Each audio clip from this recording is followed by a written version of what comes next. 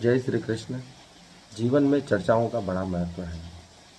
कुछ लोग बहुत ही महत्वपूर्ण चर्चा करते हैं। उनकी चर्चा सुनने के लिए लोग लालायित रहते हैं। महाभारत में जब गीता कृष्ण अर्जुन को सुना रहे थे, तब दूर खड़े पितामह भीष्म, द्रोणाचार्य और दुर्योधन से कह रहे थे कि उस वार्ता का एक शब्द भी मुझे कानों में पड़ जाए तो मेरा जीवन धन्य हो जाए। मैं पूरे जीवन भर के जो पुण्य है इन शब्दों पे न्यौछावर कर सकता हूँ। अर्थात शब्द बहुत ही अनमोल होते हैं, उनका सही तरीके से उपयोग करना चाहिए।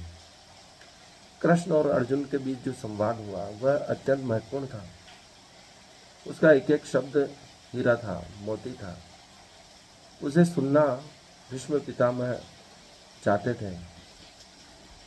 ऐसे ही जीवन में कई लोगों की बातें हमें बहुत अच्छी लगती हैं, उनकी चर्चा हम सुनना चाहते हैं, क्योंकि वह हमारा जीवन को प्रभावित करती है, जीवन को बदल सकती है। वह उस सत्य को उद्घाटित करती है जो हम कभी सोच नहीं पाते हैं, जो आम चर्चाओं में हमें प्रकट होती है, और हमारी समस्याओं के निदान और हल हमें मिल पाते हैं।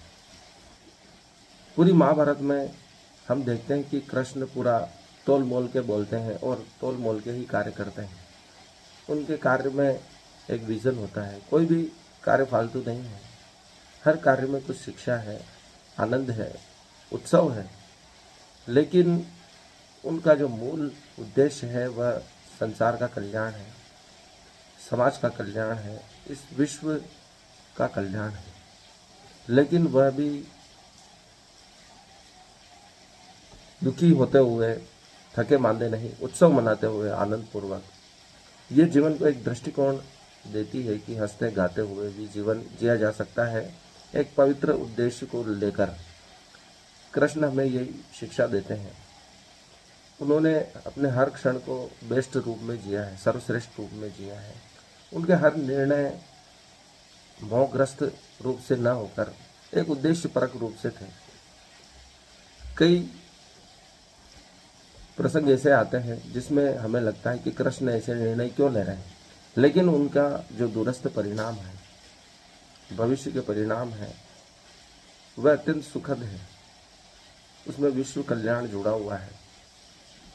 जो लोग उनसे जुड़े हुए हैं या संसार के लोग जो दूसरे जिसमें सामाजिक क्रियाएं चल रही हैं, उसकी प्रासंगिकता को सिद्ध करने के लिए उन्हें घटनाओं को नया अंजाम दिया है, या घटनाएं जिस प्रकार से घटित हो रही है उसमें अपना सहयोग प्रदान किया है।